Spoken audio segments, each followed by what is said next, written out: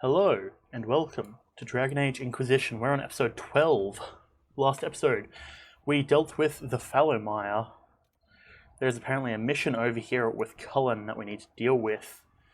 And I want to quickly check in with the War Room, because in my time of going and dealing with other things and such and things, it would be, I would be surprised if I didn't have anything else to do. I must speak with you. What you got for me? I must explain something first about the Montilier's fortunes. I remember you said your family had been forbidden from trading in Orlais. It's devastated our finances. The Yes. Montiliers have, in fact, been in debt for over 100 years. I'm sorry, I didn't know. I had no idea your family's situation was so precarious. Hardly anyone outside the family does. You've been For doing the job right then. We've done everything to keep creditors at bay. Sold our lands to stave off interest. It is infuriating to see my family still reduced to this. I'm to become head of our house. If I sell any more of our land, my family will become destitute. That cannot be my legacy to them. Can I help? Is there anything I can do? I'd almost solved our problems. For a while. I negotiated a chance to reinstate the Montiliers as landed traders in Orlais. We could rebuild with that. But when I dispatched paperwork to Val Royaux, It didn't go so well. I've just learned my carriers were murdered. And the documents restoring my family's trading status destroyed.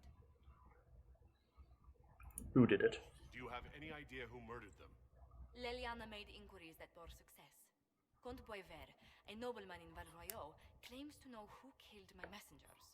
He has a request that you come when I meet him, so he's seen publicly conferring with you. If it helps you, I'll go. If that's what it takes to get to the bottom of this, I'll meet this Comte with you. Thank you, Inquisitor. It means you are too kind. I must know who killed my couriers just to harm my family. And then we'll deal with them. Bada bing. Sounds good to me. That sounds like a quest line that we need to follow. Goodbye. Let's speak later. Another time. Over here we go. Very nice indeed. So that's something I want to follow along with. Let's summon the War Council. See what is happening today. I'm seeing a few things on the board that I don't know if they were there before, but let's come in here. We've got this to look at. We've got the Blade of Tidarion.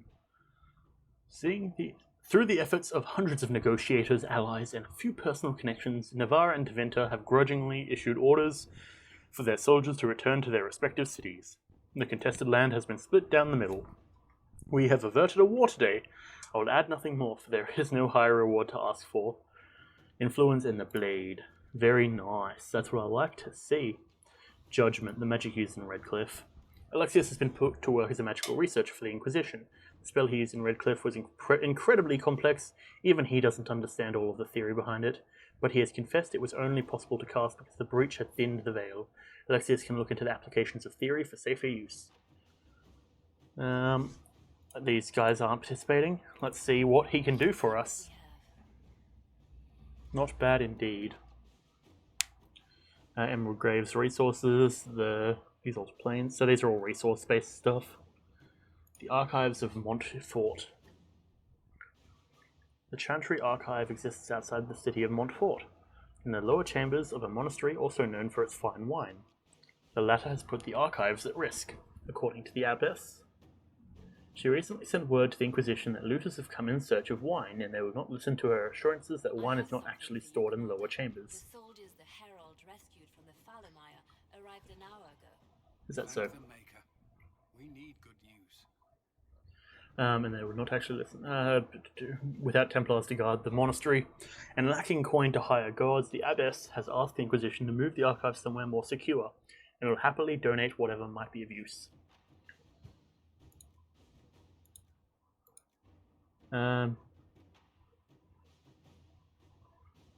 I say take what we need from the Abbey. They will think twice about approaching us for things like this.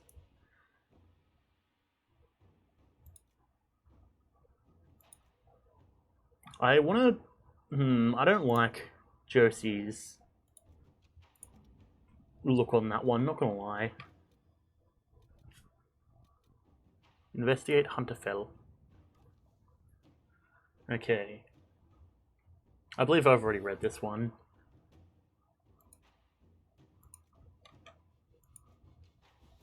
Synonyms for usually I should be able to find out more about the hunter.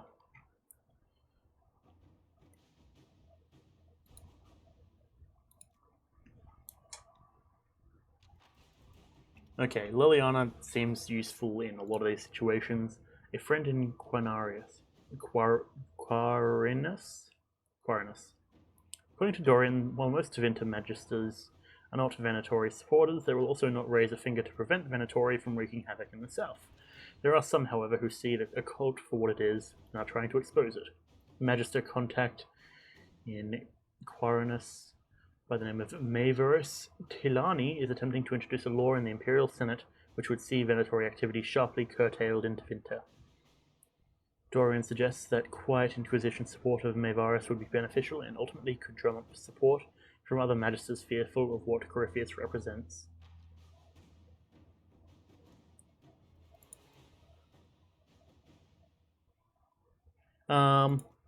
Yeah, this feels like a Josie task. Let us begin. Okay, coolio. Investigate the western approach.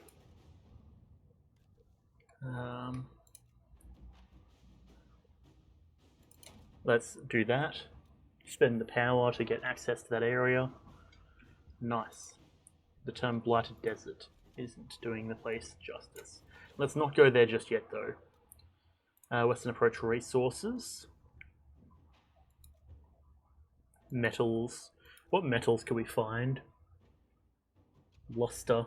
Paragon's Luster and Everite. Yeah, we'll get metals on that one. Sounds good to me, and I appreciate the assistance. Very nice indeed. Cool. Alright. Now that's taken care of. We've got that done. Missing wastes. Okay. World map. Actually, let's see. The journal. I suppose Inquisitor's Path. Is that... That's the Abyss. Meet Hawks in Crestwood.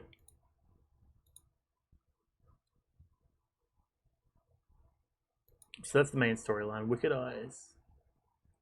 That's the Empress Selene. That's another story thing. Was it Inner Circle? One with Venatori.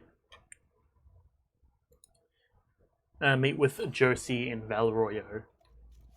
Okay, so Valroyo is where we should go. Bada bing. Oop, hang on. Oh, yeah, we'll meet down there, so I suppose let's travel. Bada bing. We shall take Sarah, we shall take Viv, and we shall take Bull. Confirm.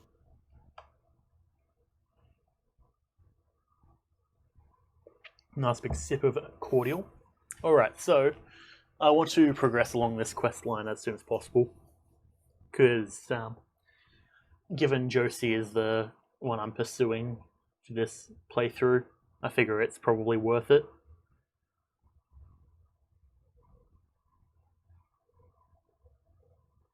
Because Josie kind of represents mages to my knowledge, or the mage class. Cullen seems to represent warriors, and of course Liliana sort of represents rogues. So it seems only fitting that that should be the way we go with it.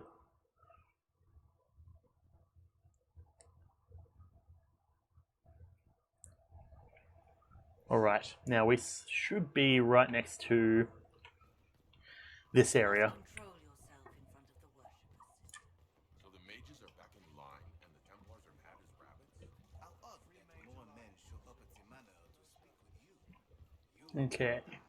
Nice fancy location. And where is our lady? Josephine. What's up? Do you know where this noble wanted to meet us? I do. The Comte Boisvert invited us to his mansion, not far from here. I pray he clears up the deaths of my messengers, as promised. Let us go. Lead the way.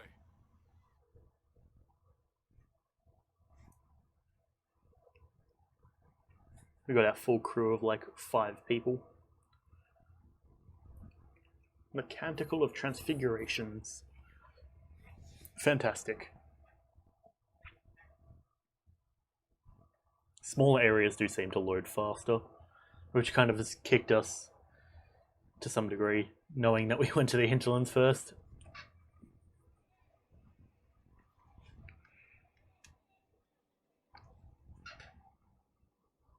Welcome, my friend. What is with people in masks? Jeez. Thank you for seeing us, Comte Boisvert. The honor is mine. Please, sit. It's an honor to assist two such distinguished guests. We welcome your help. We appreciate your help, Comte. The death of Lady Montily's servants must weigh heavily on you. Have you heard of the House of Repose? The As Assassin's opposed to League. the riposte. My contacts obtained a copy of a document in the archives. Contract for life.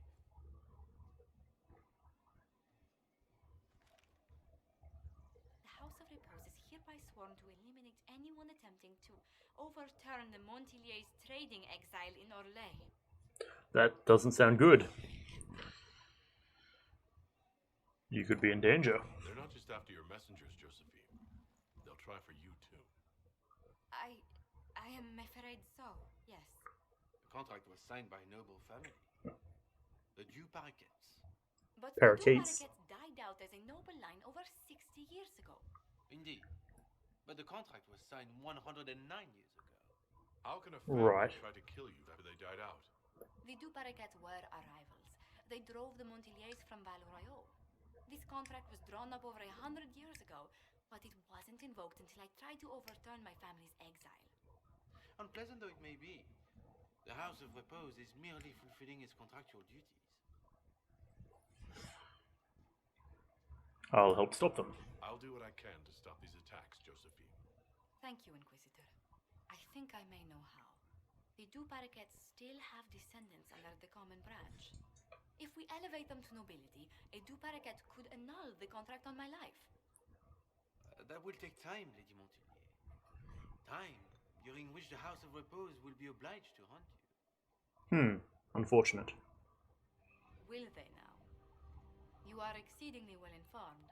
You're not to have said you'd heard rumors, at best.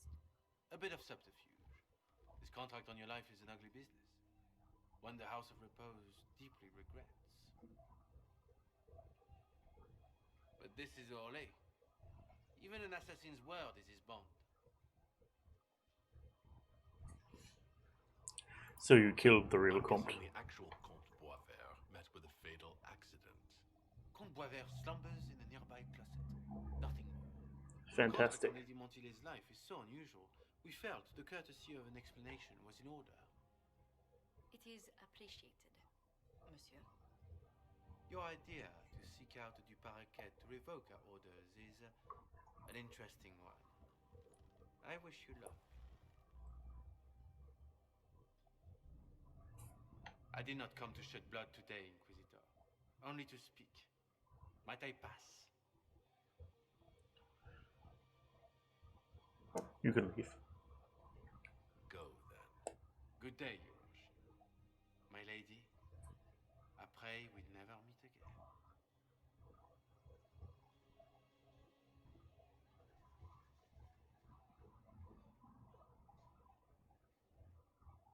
Well, I didn't think our meeting would end like this. We'll deal with it. Fascinating. Fascinating indeed. Let's discuss them back at Skyhook. I'll feel Is there any safer loot? with the castle's walls around me. Do you hear something?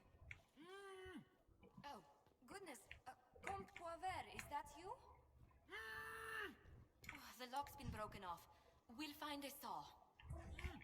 I realize the cabinet is quite valuable, Comte, but surely... A locksmith, then? As you wish.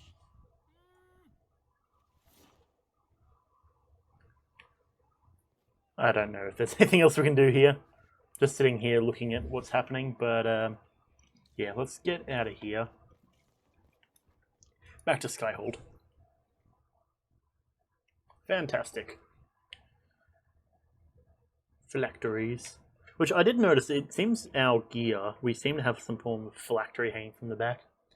Arashi, how's it going? Yeah, he's just chilling, don't mind him, just taking a bit of a nap. But, yes, so I do want to see if I can, go through that a bit faster, the questline stuff. Because I'm going to guess that we're not finished with that yet. Okay, if I can manage to open these doors. Alrighty, what do we got now? I'm so sorry, Inquisitor. I never thought my family's trading status would trap us in an assassin's plot. It's fine, you had no idea. You couldn't have known it would lead to this House of Repose coming after you. It still shouldn't have slipped past me. I've tracked down the last two parakeets. If they become gentry, they can annul the contract on my life. We'll require a noble from Val Royaux to sponsor them, a judge to provide documents, a minister to ratify them. It's so like you to take the longest course of action, even when your life is at stake. Better get flexed I on. assume you already know everything about this mess. It's sort of her job, yeah. Faster way, Josephine. The original contract on your life is in the vaults of the House of Repose. If my agents infiltrate it and destroy the original, the assassin will have no obligation to chase you. Liliana, please. I want no more bloodshed over a personal affair. Don't be so stubborn, Josie. How long will it take you to gather these favors in Val Royaux?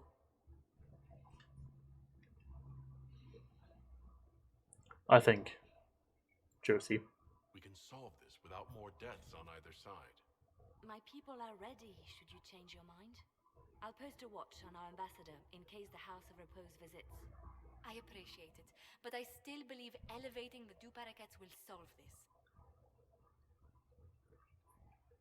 First, we need to perform some favors in Val Royaux. I'd be happy to discuss where we could begin. Sounds good to me. Destroying House of Repose's contract operation available.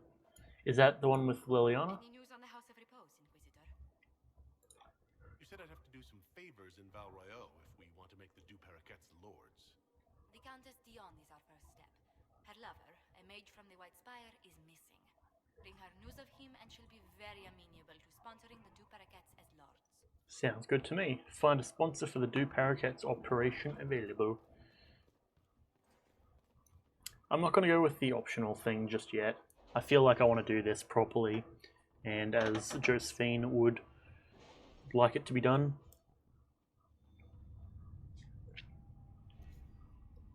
Now, I don't actually know if we've got any spare stuff at the moment, though. Find a sponsor for the Du Paraquets. It was unusual. Is he always so blunt? Yes. Okay, yeah, everyone's busy, so we'll deal with that later on. In the meantime, however, let's choose a new spot to go and investigate. World map. There's the Black Emporium. I haven't gone there yet. Storm Coast. Could check out the dark, or check out this one in Storm Coast. I figure it's probably worth a check out. Keeping the Darkspawn down. Oh yeah, that's this stuff. Yeah, I mean, I'm trying to play towards that kind of romance line. It only feels fitting that we want to do things the way that she is comfortable doing them. Okay, maybe not the Storm Coast though, because this seems like a bit of a pain. Okay, yeah, we'll do a different place. What else do we have? Empire du Lion. Memories of the Grey. Oh, actually, we can do the Falomire Black Warden stuff. That sounds probably efficient, I would imagine. Where's our nearest point? Here, the beacon. Should we travel? We shall indeed. Now, let's take Sarah, Blackwall, and then Viv, I reckon. And we shall confirm them. So, yeah, Sarah's our rogue, Viv is our other wizard, and Blackwall can keep us all good. Perhaps 20 years, no more. And that's quite quick loading. Or at least quite quick transition from the loading screen to the black loading screen. Let's see if this... Oh, fantastic. The game crashed. Excellent. Brilliant. Okay, let's maybe try that again. I'll just keep the what's it called? Keep it on that screen for a moment. It should load up in just a moment, because editing is time consuming. Okay. Anyways, come on game, you can do it. I was a tad concerned about how fast that load-in worked, but okay, looks like it. And there we are. Back in the game we go. Fantastic. Very nice indeed. Now I'm pretty sure there's no way we can really skip this. But in the meantime, yeah, so my current plan at the moment is I think I want to... Oh, okay, we're already into the title screen, that's good. Yeah, so I want to get the ability to unlock those locked doors, like the, what is it, Fast Hands, Deft Tools or something. I want to get that ability ASAP now at this point, because that would be quite useful. Then after that, I do think we could do a cross-country of clearing up bits and pieces around the area, dealing with dragons, etc., etc. That sort of stuff. Where are we now? We're at the War Council, so we've already done that stuff. Excellent. World map. We were going to Empire du Lion, though I don't think we've really done anything here. There's the Emerald Graves, which I don't think we're ready for yet. Frostback Basin, I think that's still a bit further than we are at the moment. Let's go to the Western Approach. As much as it annoys me that I don't like the deserty sort of areas, I think it's only fitting that we take, or that we just go there and see what's happening. Add and confirm. And I don't want to accidentally crash again, because that would be quite annoying. So hopefully we should be right. The Vitar. Yeah, so the Vitar are the magical head painting stuff. I don't know what that one is. And archers. Yeah. Simple but not easy, apparently.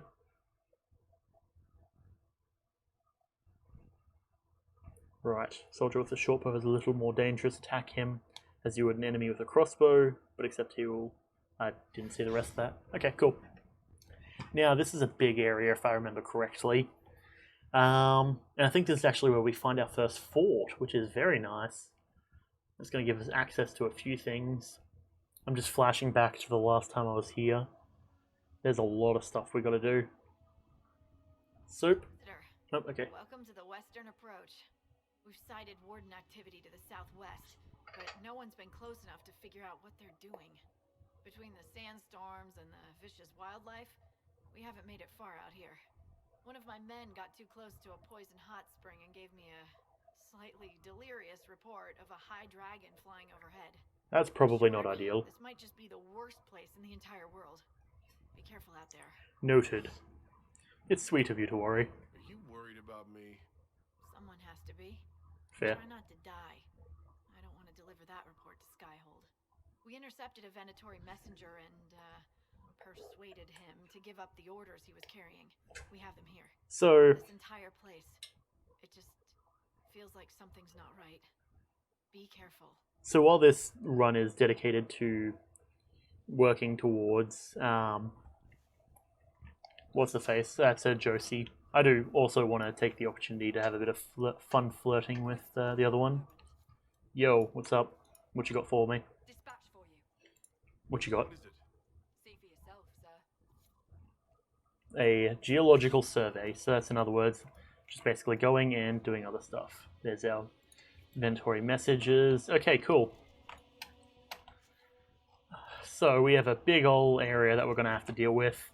There's a few things. A rift. Red lyrium, red lyrium, red lyrium. Okay, I suppose let's head over towards that way then. Seems only fitting. Now, okay, yeah, I remember this area. It's giving me a few flashbacks. Not all of them good, but we should be right if I'm not mistaken. Vanguard. Yeah, let's actually pass that over to our big lad, Iron Bull. Vanguard male. It's going to be much better than what he currently has on. Sure, that works for me. Okay. It's a start. Also, what was that over there? Oh, Deathroot. Do you mind, sir?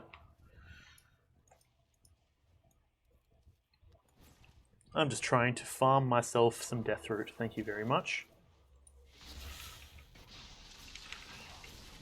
And we'll just shower them with just a couple of bits of damage.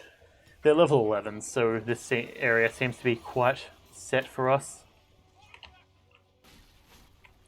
Okay, apparently I'm done. Up I get. Now I'm going to just drink a potion. Now you, lad, are going to cease existence real quick.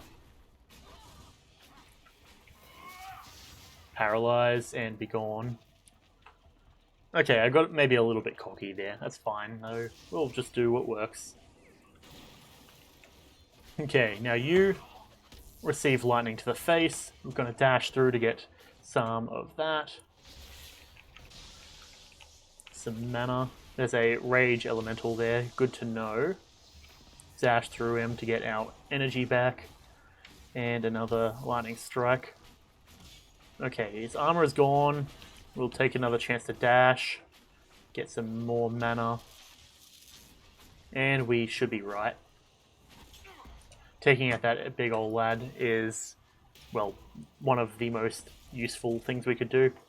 We disrupt it just to bring it down to nothingness. And close the rift.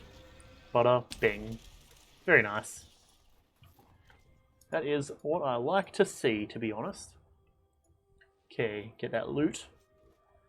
Throwing Blades rings. We'll do that. There's a bit of Deathroot here. Delicious. Deathroot, one of the best spices. Paragon's Luster. A Fennec. Apparently need a bit more Lazurite, and then we should be all good with that survey.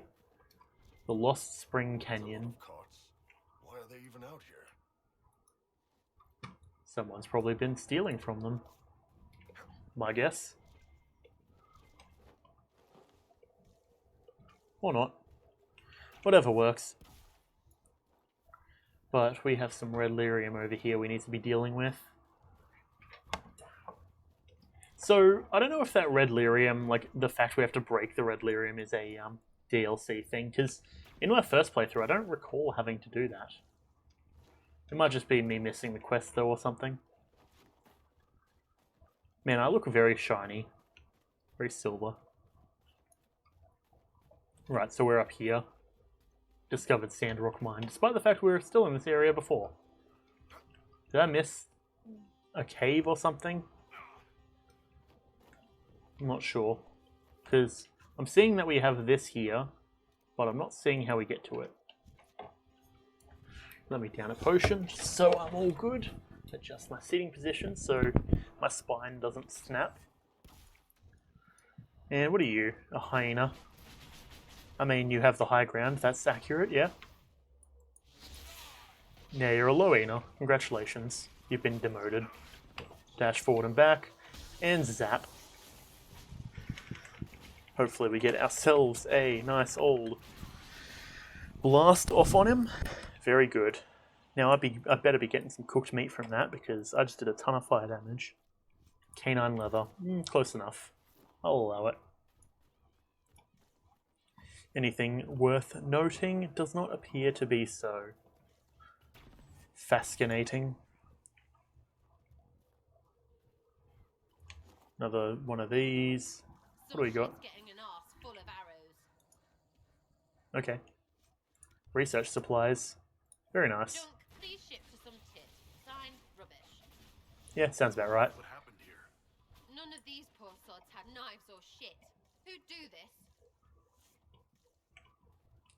Okay, so noted. Sarah is... if you talk to Varric about Red Lyrium, you'll get the Red Lyrium quest. Oh, okay, I got it. That's fair. So just because when we found the first Red Lyrium thing... Oh no, that's when you actually find him. Okay, that's fair. Because when I did my first playthrough, I was not really too investigatory. I didn't really investigate much of that stuff. Because when I was playing, I had someone there beside me who was like, oh yes, Red Lyrium is this and this and this and this. And I was like, alright, cool. So I guess I don't need to ask about it then, so that would actually explain it. But now that person is no longer here, and given I actually went in for the sake of, you know, exploration and such, and talked to him, that would explain why I've got this. Fantastic. Okay, Bull, you're on this, lad. Destroy that. Varric slightly approves. I'm sure he'd probably approve more if he was here for it, but that's fine. It's no biggie. Got some lazurite. And deep mushrooms. Good to collect all of them. Anti-Van Bleeder, we'll take it so we can sell it. And that's what, a generator or something? Looks like it. Ghoul's Beard. Understandable. I do remember collecting this though. Some Paragon's Luster down here. Oh, there's a hyena there. I fully missed that. That's why you have you guys. Yeah, exactly. And I very much appreciate the assistance, because yeah, I try and move quickly through it, so I do miss a lot of things. Like moving quickly in terms of like not sitting there reading a note for 7 hours. So yeah, I mean, hey, I always appreciate the assistance. The other thing I think I did pretty well this time as well, though, is I actually managed when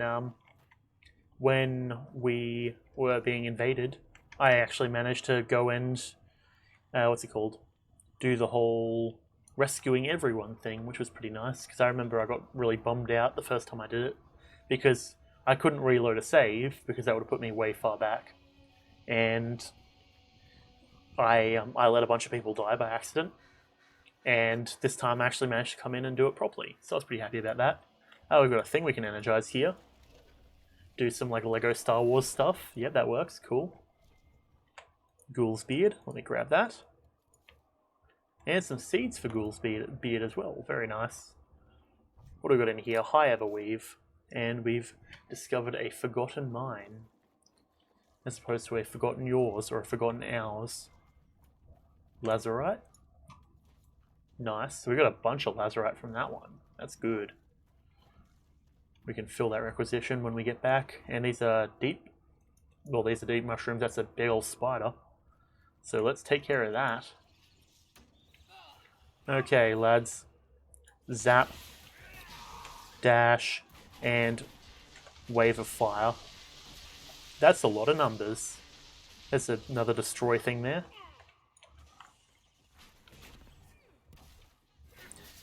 Though now that I do have the ability to destroy this stuff, it does make a lot more sense as to why these mines were a thing. Because generally the way I kind of see it is everything is built with something in mind. You know, you only put a cave there if you want the cave to have something mined. Ooh, loot. But I remember coming in here a bunch at the start being like, oh, they're just random mines for exploration, I guess. But this is a bit more fitting. I can understand the purpose now. Which is very nice. Giant spider glands. Mmm, delicious. That goes well with some salt. Almost get it. Come on, give me that beard. You know, they say if you pull on the ghoul's beard 3 times in a row, then you're gonna get some good luck. Don't know how true that is, but I mean, not against trying it. That's a joke, of course. I'm not really one for luck too much. I mean, granted, RNG is a thing, but the concept of luck feels not necessarily worth the time or worth the effort that a lot of people give it. And up we go.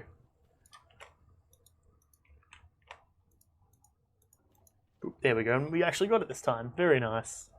And deep mushroom. Cool. Paragon's Luster, Ghoul's Beard, more loot. That's all good with me. One-sided blade, fantastic. Now if we can reach down and grab that. There we go. Bada bing. I suppose you can do it like with seaweed and just slap it on your face and call it a beard. Call it a day. Bit of column A, bit of column B. Bit more Paragon's Luster. If I can harvest it, please. Come on. Come on. There we go. Arashi, thanks for following. I hope that I'm making some stuff that you're enjoying. As much as I might be a bit of a dummy occasionally. Okay. There we go. I think we've cleared out this room as much as we're going to. It's very nice. Right, did I miss something? I looked over at my the preview on my other monitor, and I thought I saw something light up. But I guess not. That's fine, though. Did I miss anything else? Nope. We got that stuff. Let me mark that then, I guess. There's a quest there. Ooh, Lazarite. I love with some stuff you can grab it from like 3 kilometers away. But then, like, there are certain things that you have to be, like, right up against it. And we are out at the canyons. That's... Oh. Oh, okay. I didn't realize that we're going to get so close to this place so soon. I seem to have memories of this location. It's in... This is... Oh, okay. Fair, fair. Gotcha.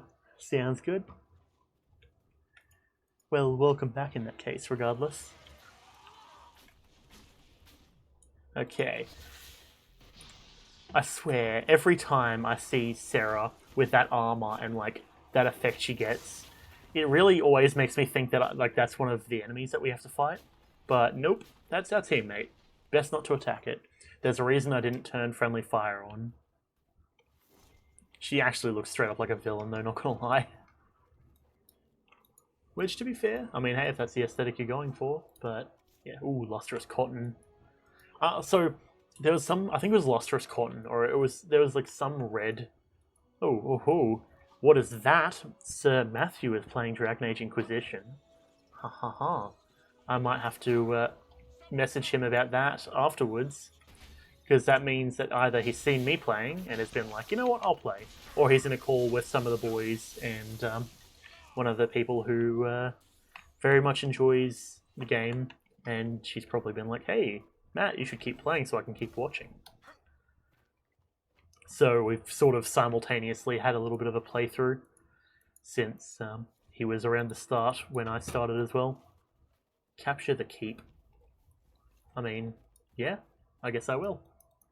She does. Yeah. Okay. Let's see. Stealth. I'm a master of stealth. Joke's on you. Bada bing. Yeah.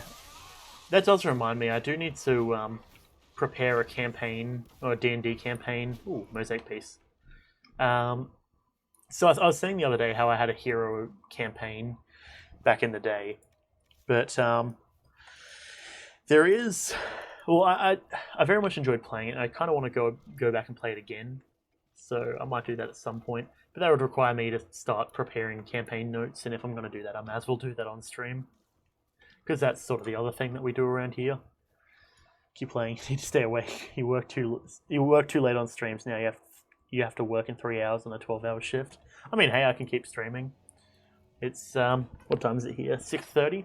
So, for example, I was streaming up at like midnight last night, so I've got no issue when it comes to keeping on streaming. Did they honestly think that would keep us out? G'day, lad. This lad seems to be in a somewhat unfortunate position, you know, in front of me. And apparently with Sarah behind her. Ooh, I just saw that. Okay, inventory. For raw, let's see. What is my other ring? That's a ring of life drain. That's cool. But let's get that chain lightning ring. So we've got lightning bolt and chain lightning. Hell yes. That sounds good to me. Amulet of magic. Cooldown modifier. 2:30 AM. Damn. Yeah, I usually can't stand being up any later than that. At this point, basically anytime it hits like 3 a.m., I'm just like, you know what, I'm clocking out for tonight, I'm dead ass. Which, given I'm still at university, probably isn't ideal, but you know, it's fine. It's better, in my opinion, to have a bit of sleep. But that's also because I can get really grumpy if I'm up too late. I mean, granted, I spend most of the time walking around and just not saying things, but no, that's more just because I don't really have anything to talk to anyone, or I don't have anything to talk about to anyone in my family, apart from mum and dad, really. But between Alex and Katrina, I don't really have anything to say to them. Actually, now that I think about it, that's not entirely true either. The still ruins. I misread that to say the still runs, but that didn't make too much sense. But yeah, basically, what do I study? I am computer science, so fittingly enough, writing code, doing stuff like that. We have been doing I've had to write a report on, and we've been doing this entire thing on random testing, and it's random testing. So it's RT and ART, and ART is I always forget the name of it. It is not augmented, not artificial. Adaptive random testing. So basically, at the moment, it's basically a thing of like, well, one of my classes, which is the one I've been working on, it's our group project, we have to talk about the benefits of using random testing, which is essentially just having a program, slapping random shit at it and seeing what works, and ART, which is the same thing but with a bit more overhead on it. And yeah, I just realized I went on a massive rant talking about like a singular thing I do. Basically computer science. I write code. That's my main thing. I've done a bunch of databasing stuff. I've designed websites. All that good sort of stuff. And I mean, my latest thing is just streaming, seeing how that goes. But yeah, I mean, I can't complain, I guess. Should I ask what you study? And I'm going to take a bet and say engineering, because it seems like... So get this, right? I went out shopping for I was going to say wallet, and then I was going to say... for some reason I said wand. But no, I was looking for a watch. That's the word. You're more morbid. You're a mortuary science major. Ooh, that sounds awesome, actually. Because I'm... Back in high school, I did chemistry, and we did a bunch of stuff regarding, what's the word? Regarding, I'm blanking on the word for it now. But, you know, examining people getting killed, seeing how chemistry can work with that stuff, and I did enjoy that quite a lot. You're sure these demons aren't moving? You're shitting me. But, I mean, that sounds pretty cool, though. I do like me some science. If anything, that was probably, well, not mortuary science specifically, but science in general would have been my second pick if I didn't go into computers. Because chemistry is fucking fun. Like, I don't know, maybe it was just the way that we were taught it, but I had a really good chemistry teacher back in high school. And to be fair, I always enjoyed chemistry. No, you're not near, no, okay. I mean, I'm sure if you tried, you could probably handle it. But yeah, I mean, it's really whatever works. But yeah, the key is what you're interested in specifically. Like, I am maybe in a convenient position because I can... Frozen. I don't think this was the Venatori. Okay, The power required for such a spell would be immense. okay. Time-altering magic. Let's hope this proves less trying than Redcliffe. Alright, thanks for raw. Yeah, I have the convenience of being, as I think I've self-diagnosed, a happy camper. As in, I can fucking be happy doing basically anything. I suppose self-diagnose is maybe a more inherently... What's the word?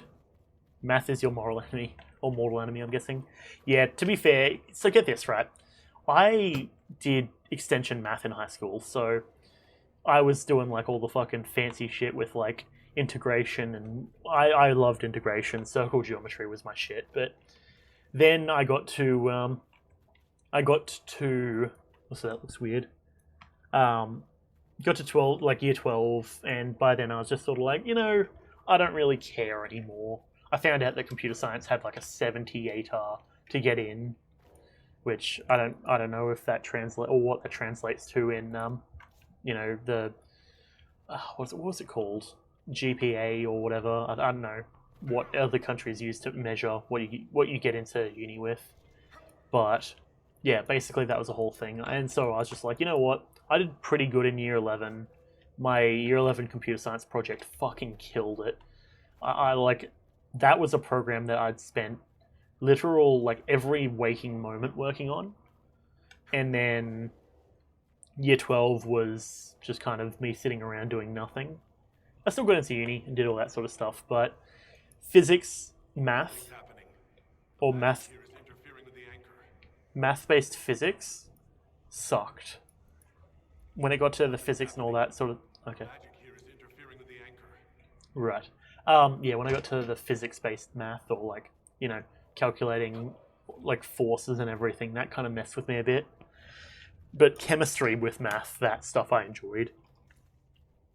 Molarity, doing all the equations that had, what's the term for it? Titrations. That was good. Though to be fair, I mean, we kind of just sat around and did really whatever. A chamber. Okay, hello. I remember these guys down here. There's actually a few of them. But yeah, no, as I was saying, I'm basically happy doing really whatever. But I mean, as long as it's something interesting, like chemistry or science or like, anything really along those lines. Okay, there's some guy who's just trying to hit me here.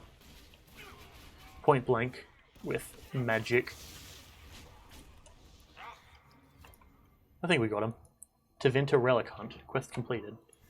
I don't know what that was in reference to. A keen machete. Okay. Well, my inventory's full. That's kind of annoying.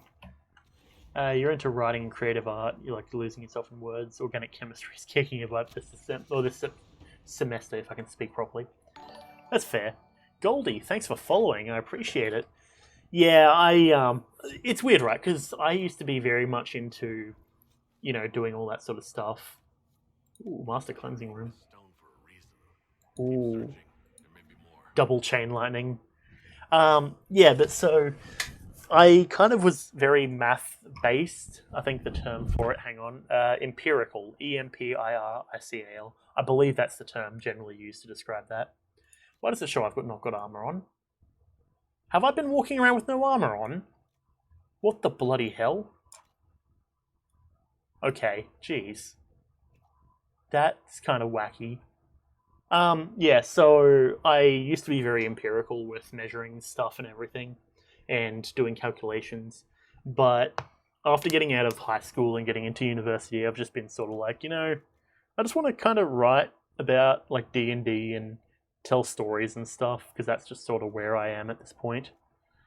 So past that, that's just sort of what I do. I mean, granted, I like to write a lot of code and stuff, so naturally that's the thing I spend most of my time doing. And code can get very boring very quickly, but you get the idea. But yeah, organic chemistry, I only remember very little about that, the different forms of sugars and such. It's an ugly top. Oh, this one. Either that one. I'm presuming you mean either this one or the other one. But I think this one at the moment is our highest armor that I can wear. Oh, there's something up there. But yeah, if you're referring to the other one, yeah, it's the choice between that one and the gold one. And both of them weren't really that good, to be fair. Okay, there's something up in the garden. Oh, jeez. How am I going to get up there? Up here, of course. Up and in. There we go. Because why not store all your valuables in the garden? Why not? Why didn't I think of that one? Jeez. Everyone else is just watching me wander around in the garden. Oh, jeez, we've got a lot of stuff here. A keystone. And an energized point. Fantastic. That kind of... Yep, we've got our veil fire. Quickly read that. Research notes. And garbage bow. What about this one? Vulture feather charm. I'll take it. I think I can sell that. I hope I can sell that. Otherwise, it's kind of dumb of me to be collecting it. Okay. Now, if I remember correctly, the mark is like really far away. D&D writing is fun, yeah. You wanted to Pathfinder since that's where you started. That's fair. My start was mainly in 5th edition, so I'm not really that much of an OG when it comes to D&D as a lot of other people are. But it's understandable. Yeah, because we started back in the day, that was about 4-ish years ago. Back year 11 and 12. But past that, yeah, comes down to just building worlds and such, which to be fair, we did do a podcast for a little while, and I say we did do it as if we've finished. I'm not finished with it yet, but I still require time to work on it.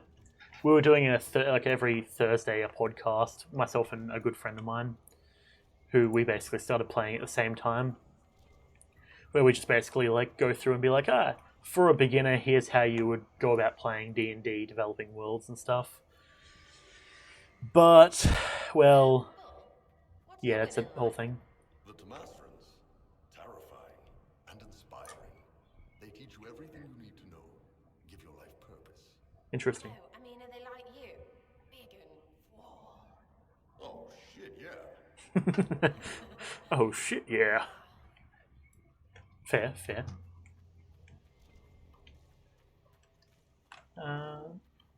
Yes. But yeah, and so that was good and all, but it is surprisingly difficult to come up with topics to talk about when you're doing D&D stuff. Like, you see like people like Matt Mercer, not Matt Mercer. I don't know why you're saying you're sorry, it's all good. Yeah, at the end of the day, trust me, I talk about D&D quite a lot. But yeah, so, what was I saying? Yeah, in the podcast, it's surprisingly difficult to think of concepts, right? You look at like Matthew. Hang on, what was his name? Jeez, why am I blanking on him? I watch a bunch of his stuff. Not Matthew Mercer. And damn it, I got rid of Veilfire. Damn it.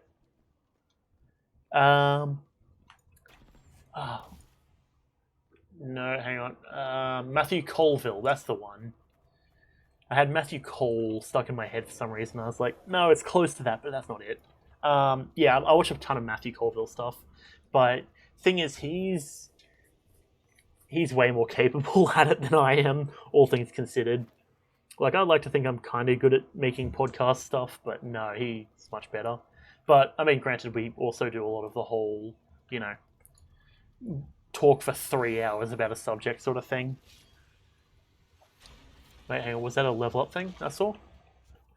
Oh yeah, that's right, we've got points to put in. Very nice. Yeah, so he does all that sort of stuff.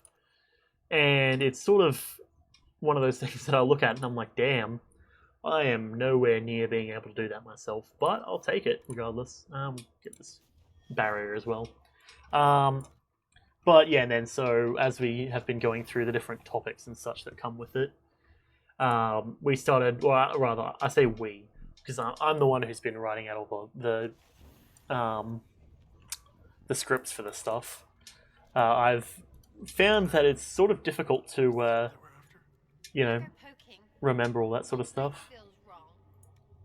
Ooh, heavy armor. It's all Legion, warrior, human only.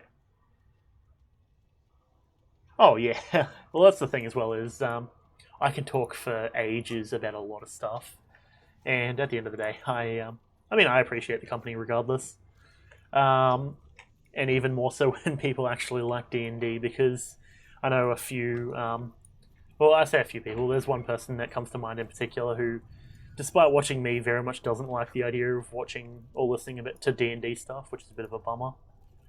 But then I'm over here just like, oh yes, D&D, and, you know, I'm working on this thing and that thing and whatever with it. That's a lot of stat up, actually. Stats up, rather. But yeah, so that's the whole thing. But yeah, so I started writing out a bunch of, or a script for us looking at the paladin class, because the co-host to that, Chris, he loves playing paladins, and I, on the other hand, very much enjoy playing wizards and casters. I started with sorcerers, now I do, you know, really everything else, I guess. Battle mage armor. What's Viv got? 113. Okay, well I guess we'll just get rid of that then. Oop. And let's take this staff, because we are about to be in a lot of combat. Ah, fantastic, it just exploded in our face. Worth it. You love it, your best friend loves talking about it a lot. That's fair. I mean, to be fair, D&D's got a lot of stuff that you can talk about, given, you know, it's literally the whole idea of you build literally the entire thing yourself. Ooh, Tempest, that's quite good actually, now that I'm looking at it.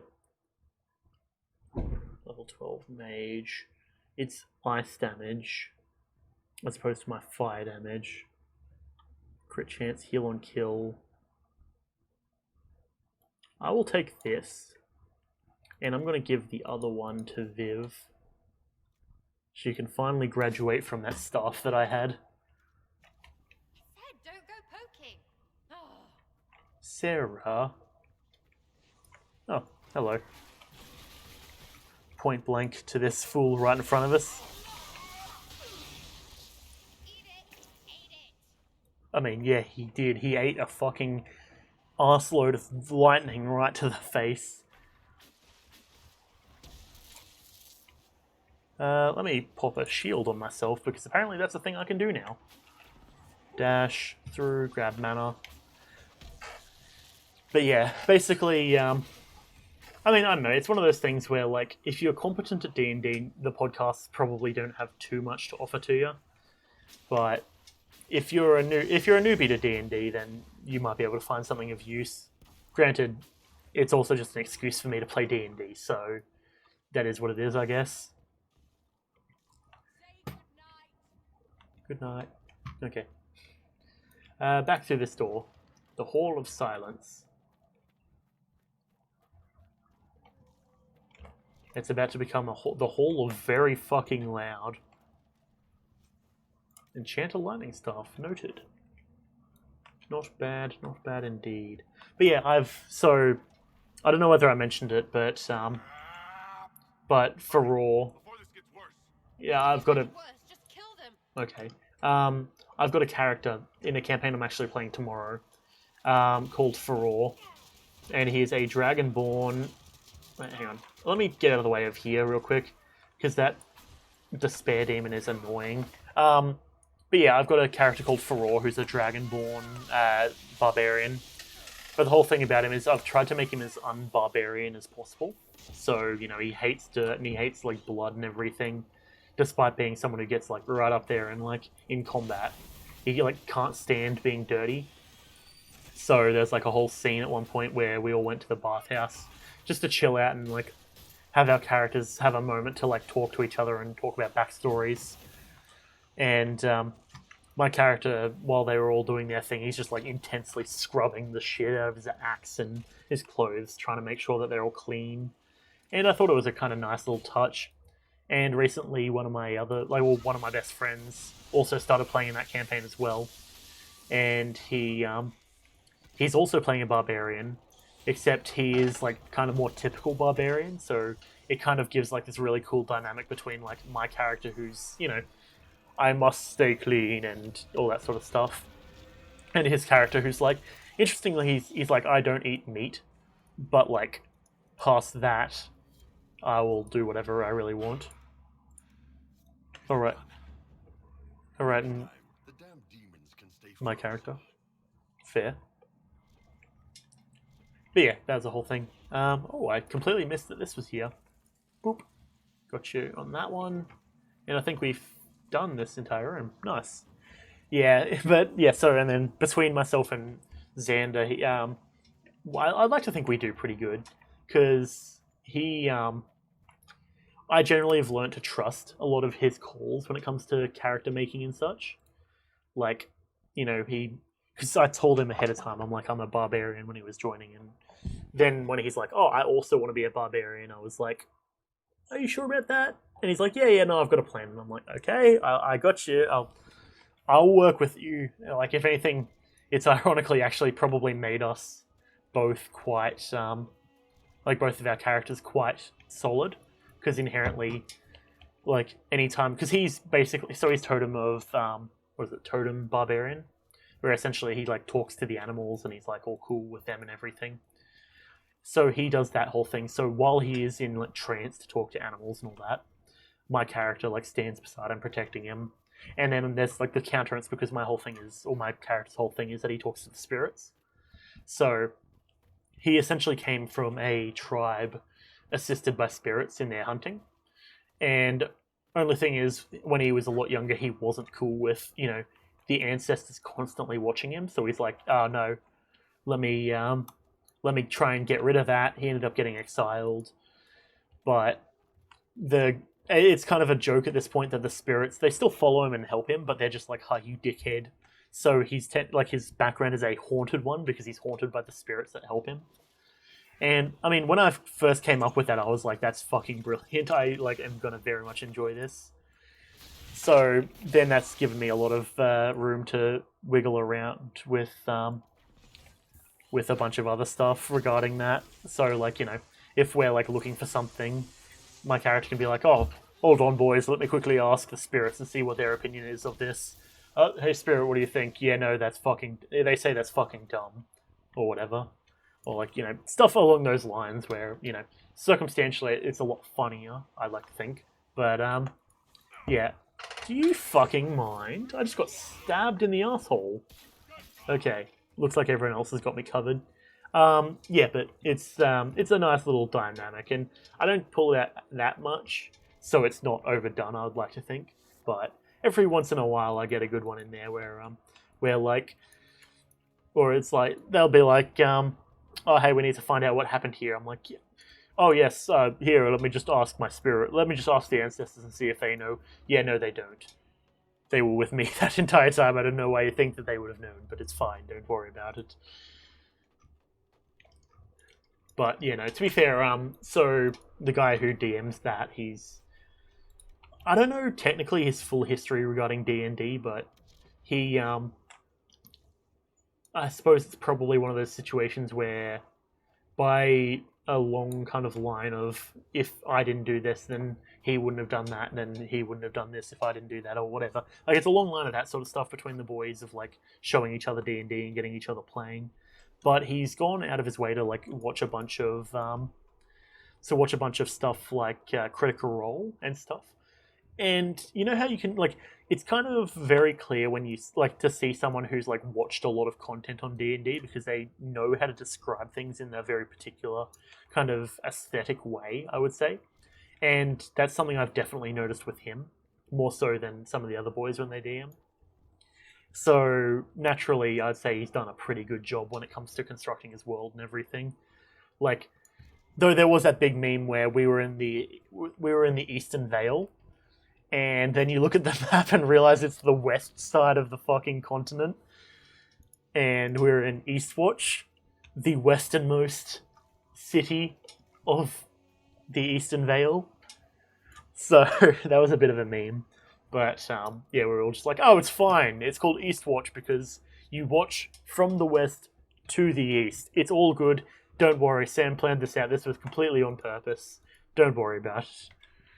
And, yeah, so that was fun. And it's definitely one of those things where, even just playing it, I've been very much enjoying it. I would, at some point I would like to stream D&D in terms of actually playing it, as opposed to just building worlds and stuff, but I'm gonna take a wild guess and say probably not that campaign, just because the boys and I can get a bit I wouldn't say rowdy, but like we get into it quite a bit, and I don't think that would be the best for or for Twitch and streaming and such. Maybe sometime in the future though, but yeah, it's definitely fun. I think that, and also I think Sam wants to work on his like doing voices and such before we do anything like that, because I know that's something that he's very self-conscious about, and I imagine that streaming it would probably only make it way worse. So that's all good with me either way. I'm just like, you know what? Take your time. Either way, I'm enjoying the campaign as it is, so it's all good with me. I mean, to be fair, even if it wasn't that good of or that well built of a campaign, I probably would still enjoy it because, I mean, that's just me. But yeah, he's done a lot of stuff that I very much enjoy and approve of. Like, he's been very generous, I think is the best way to put it. There's one point where it's like we go out and we're hunting down this group of bandits, and we had this massive base, like 10-on-5 like combat sort of situation. And I got to say, I think he ran it pretty well. Like, inherently, I don't know if it's specifically because we're all quite capable and like we've played for quite a while, but like you can tell that like. Well, I mean, granted, he did also give us an extra feat at the start, but yeah, you can kind of tell that we're all solid with what we're doing, I'd like to think, including Sam, despite this being his first time actually, DMing. You want to do a virtual Pathfinder game up and going? That's fair. Yeah, I haven't really, so I don't really know much about Pathfinder, because if I'm not mistaken, isn't it like D&D but a bit more advanced? Because that's at the moment my current understanding of how D&D is, or at least how Pathfinder is specifically. And to be fair, I've tried to be aware of like all the different tabletop style games, or maybe not trying, but like I've gone out of my way to learn different styles, for better or worse, I guess.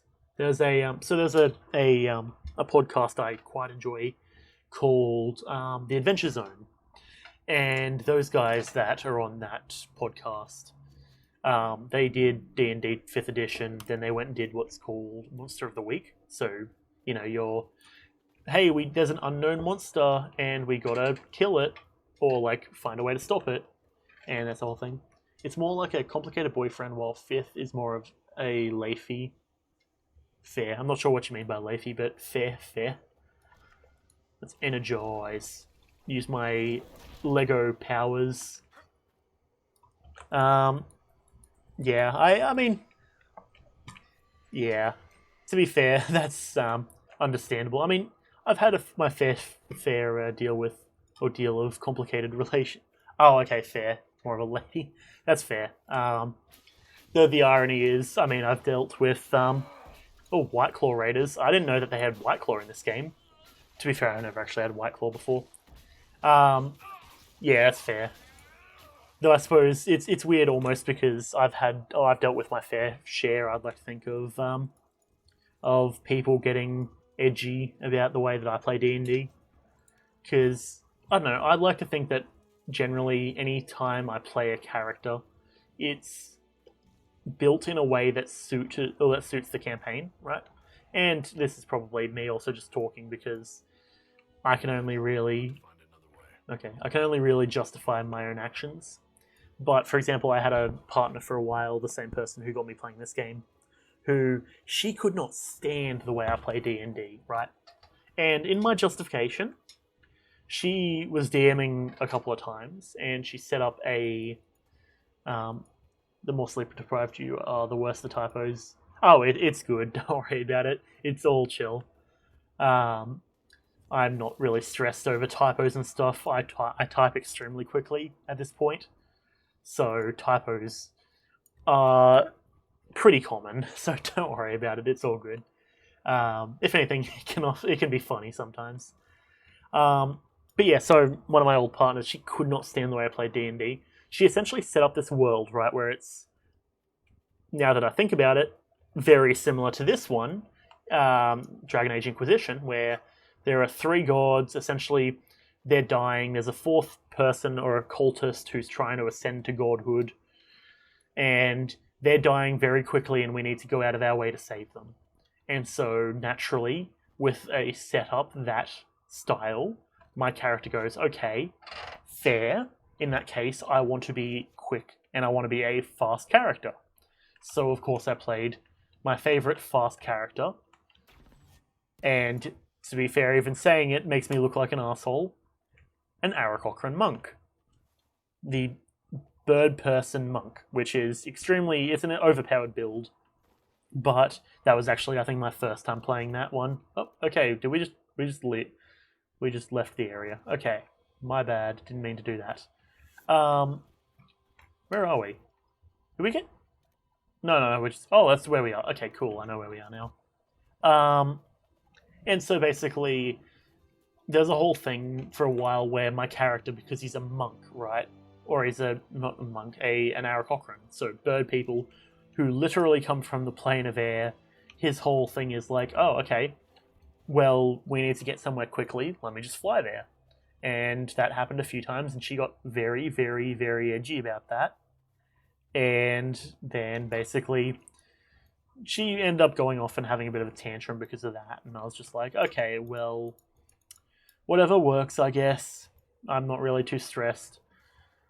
But, yeah, and then so that was the whole thing. She didn't really like it, and I was just like, right. Then she tried to do, that one went on about three sessions, give or take. But, you know, she sets up this whole story about, like, oh, the gods are dying and you need to hurry to save them. And then goes, oh, but instead of rushing, you guys should spend some time looking around and smelling the flowers. And literally was like, she gave us for the first session, there was a, what's it called? Like a market, like just a fair or like a parade thing. And she's like, oh, you should spend more time looking around the parade. And I'm like, how the fuck do you expect us to spend time looking around a parade when you just told us that the gods that maintain the entire balance of the universe are about to be murdered? What the fuck are you on about? Seriously? Oh, there we go. There's our Lego Force powers. And yeah, so needless to say, that was something that I'm still very defensive of regarding that. But that was a whole load of shit that happened. Then, I mean, we did try and do a Monster of the Week campaign, which, given that she was also watching the podcast at that point, understandable why that was her next thing that she wanted to do. Didn't really stress me either way. We ran one campaign of that, and that was a bummer as well because, to be fair, a bummer for a different reason. That one was because I actually really wanted to play that campaign, and I made a character that I was really happy about. And then we ended up playing one session of it and no more. And yeah, I was pretty bummed because between myself, Matt, and Sam, we had a story, or we had like three characters that I think had a lot of interesting, what's the word, like they worked together. You would have called her out too, that's fair. Yeah, and like, I know, because the thing is, like, and I should probably preface me also saying I'm defensive of it because I know one of the other boys was like, oh no, Zach, you're totally in the wrong there. And he was there, and I'm like, okay, I appreciate your opinion on that, but do you not see my point? And he's like, I kind of get you. I see your point, but just, she's the DM, just keep on moving with it. And I'm like, I don't like this, but sure. So I bit my tongue, worked on it. And, okay, now, so that also just reminded me. So we continue on a few sessions, because apparently it became multiple sessions. And so this is the D&D one specifically. And so we get a moment where we are basically just knocked unconscious, like story condition knocked unconscious, even though I'm pretty sure at that point my monk was like, had something that like stopped that from happening, and she's just like, oh, no, magic, you're unconscious. And I'm like, okay, fine. We wake up, my character's wings have been cut off, which obviously I'm just sort of like, oh, okay. Fair, if that's what's going to happen, then sure. At that point, I'm like, okay, I trust your call on that. I'm going to bite my tongue and just see what happens. And so we did that. Then, you know, I was like, okay, cool. You know, you sent the message pretty clear. I understand that. Whatever, sure. Gotcha. Nothing to report, sir. And so that was fine and good for a bit.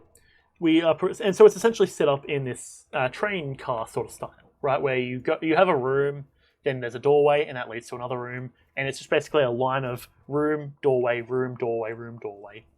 And so we progress through it, and of course we breathe through it because I'm a monk, and I have like, as a bird person, I already have like 35 feet of movement, and also like 7 attacks per turn at a relatively low level. And of course that's a bit of exaggeration, but we get to this final room, and so she sets up this well, that's a bit laggy, that bird there. So we get there, and she sets up the like big bad villain sort of thing standing there, and he's like going on this, he's having his whole rant or whatever, as evil villains tend to do, and she's like making him sound like really cocky and everything, and like, you know, being like, oh, you puny humans, blah, blah, blah. And I'm like, okay, well, I'm going to go up there and attempt to attack him because I'm a monk. And also because he is the villain. I'm going to attack him. And she's like, oh, nope, you can't attack him, magical barrier. And I'm like, okay, I'm going to keep attacking. Nope, not good enough. Basically, just stuff like that. Like, every time I like attempt to do something, oh, nope, you can't do it. There's a magical big penis in your way. Oh, who would have seen that one coming? Oh, wait, no, even though you got the magical artifact to get through that shield, he's actually got a magical second shield. Oh, don't worry about it, sort of stuff. You know what I mean? And so yeah, needless to say, that kind of pissed me off. Where I'm like, okay, I attacked him very quickly before he theoretically even would have a chance to react. And blah, blah, blah, blah, blah. Essentially, at that point, it became more of just her, or at least to me, it felt like it was her just trying to get at me, sort of thing, as a player, rather than having anything to do with the story. And I wasn't particularly too cool with that, so I'm just like, okay, well, I'm done with this. And then, of course, you know, that night, she ends up getting all pissy about it and being like, oh, Zach, well, you shouldn't have built such a bad character. And I'm like, what? I shouldn't have built a bad character. My character was built... If anything, I inherently built him... Like, I'm not going to say he was a good character, because that's just me being like, oh, yes, I'm good at making characters, because I don't want to be like that. But at the same time, it's like, okay, you're going to tell me that my character is bad after essentially just being a DM who's constantly trying to counter everything I do. Okay, sure, if that's how that's going to be. So I wasn't particularly too happy about that, needless to say. And yeah, that whole thing happened. I didn't end up really playing much D&D with her afterwards. There was one campaign that I played with her, but the issue was more her friends more than her. So in that case, I was just like, okay, fine. I think, if I recall correctly, I was playing another Aarakocra monk in that second campaign, because I didn't get enough chance to play my first Aarakocra monk. But no, that one was more out of character, or out of game. Actually, no, there was a bit of fuckery, but not really from her. That was from the rest of the group, where essentially one of them was playing a dwarf or a gnome with an intelligence of like 6, who then was just basically an arsonist and tried to light an entire forest on fire. And the DM didn't really give any chance for us to stop that. So, needless to say, that campaign, I wrote that off pretty quick. Not to mention, I have a jar of dice, right? And so, because I was told we're going to go play D&D in Canberra, which is about a 3-hour drive away from here. So she had a friend who lived up in Canberra, and it's like, oh, we're gonna go hang out up there. And I'm like, cool, okay, sounds good. Oh, and by we're gonna go, I mean you're gonna drive me up there into Canberra, and we're gonna stay the night there. And also, well, I end up not getting any sleep that night either, because I was having my rib cage pushed into a metal bar for the entire night. But yeah, I put my jar of dice down on the table, because I just basically got there, grabbed all the stuff out of my bag, set it up. Okay, I'm good to go whenever you guys want to go. Cool, we can get to that whenever. And so her friend, who we just drove 3 hours to hang out with, takes my jar of dice, opens it, puts a hand into it, grabs a handful, and just starts throwing them at me. And I'm like, what the fuck are you doing? And she's like, oh, I'm just playing with them. And I'm like, you're throwing my dice at me. What the fuck? And luckily, at that point, my partner was like, hey, could you maybe fucking stop? And I was like, okay. I'm happy that she said something, because I was starting to get very quickly pissed off. And yeah, that was one of those things that I was just sort of like, you're older than me. At that point, like, this is a year and a half ago at this point, or give or take a year ago. I'm turning 21 in, what's today? Today's the 3rd. I'm turning 21 in 2 days. She's a year older than me. Am I still friends? No. So we ended up breaking up, and there was a whole list of stuff. But basically, so there was a bunch of fires in Australia around that point, and it just so happened that one of my friends, his house that he owns or that he is renting, was in one of the areas that had the fire, and it was sort of close to her. So, and this was a girlfriend, so this is my ex now, but she ended up basically just saying, or just not messaging me for 2 days, and instead spent the entire 2 days messaging my best friend, one of my best friends, saying, hey, here's what you should do to get out of this fire, after he'd already said to me and told me that he wouldn't be able to get out of the town because all of the exits were blocked by fire. So she was sitting there trying to be like, oh, you should try and do this, you should try and do this, for 2 days straight. And she completely ignored me in that entire time, and I was like, okay, fine, whatever.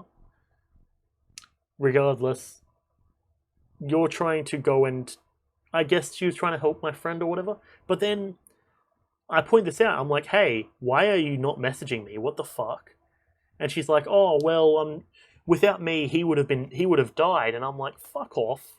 That's actually the dumbest shit I've ever fucking heard. He's been a fucking scout for several years.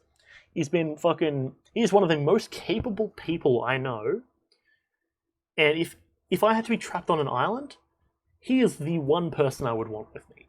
Fuck off if you think you have anything to offer to him that would validate you being able to say that you saved his life. And that was basically the whole thing I said to her. And we're like, okay, I'm just like, you know what, I'm breaking up with you. Fuck it, I don't care. So yeah, that was a whole thing that happened. Needless to say, I haven't talked to her since, nor do I really want to. It's a bit of a bummer, because... Well, I say a bummer, because of me dating her, Chris actually has a partner who is her best friend. And when we broke up, I was unsure whether Chris and her would be still good. Turns out they're still all good. They're still together, to my knowledge, to this day. Oh, don't be sorry about it. It's all good. Needless to say, I'm pretty much past it, but I find it's a good story to tell. But yeah, it's one of those things where I'm just like,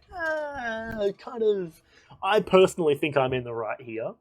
Of course, I would say that because it's me and I'm thinking I'm in the right. And, well, needless to say, I was planning to break up with her at some point, but that was just sort of the thing that ticked it over the edge. Also, give me a second to clear my throat. Okay, yeah. But yeah, so needless to say, don't worry. You don't have to say sorry or anything about that.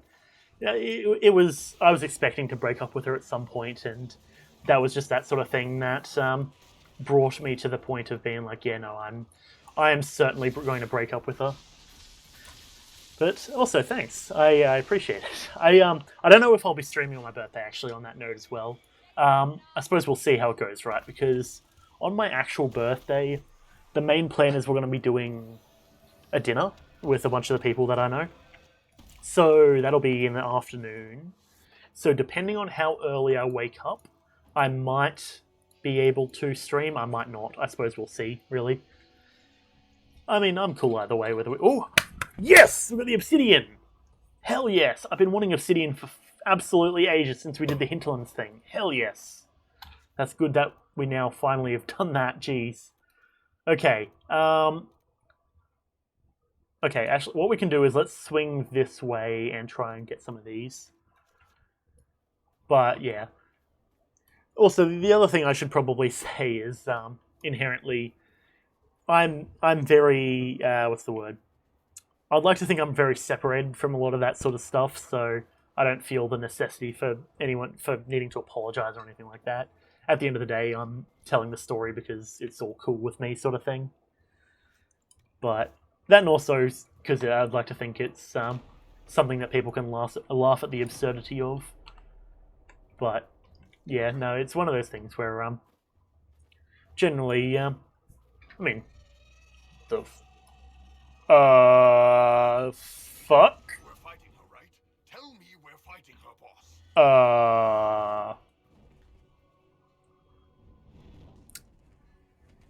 When the fuck did that get here?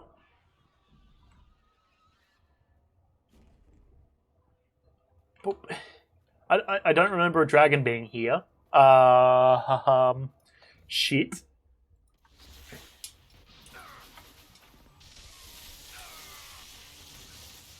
Okay, I did not know that that dragon was here.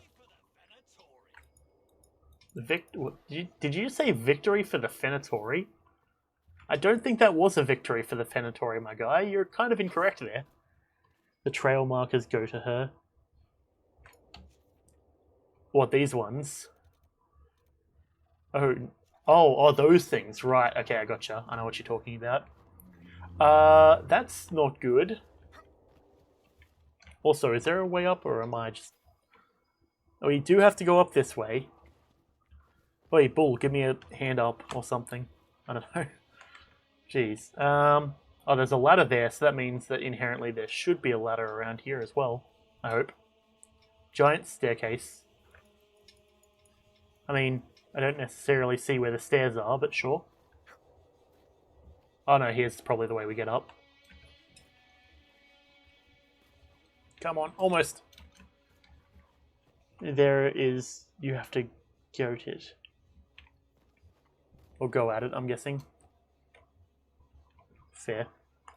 Hey, we got the way up. Nice. Let me quickly sip on my cordial.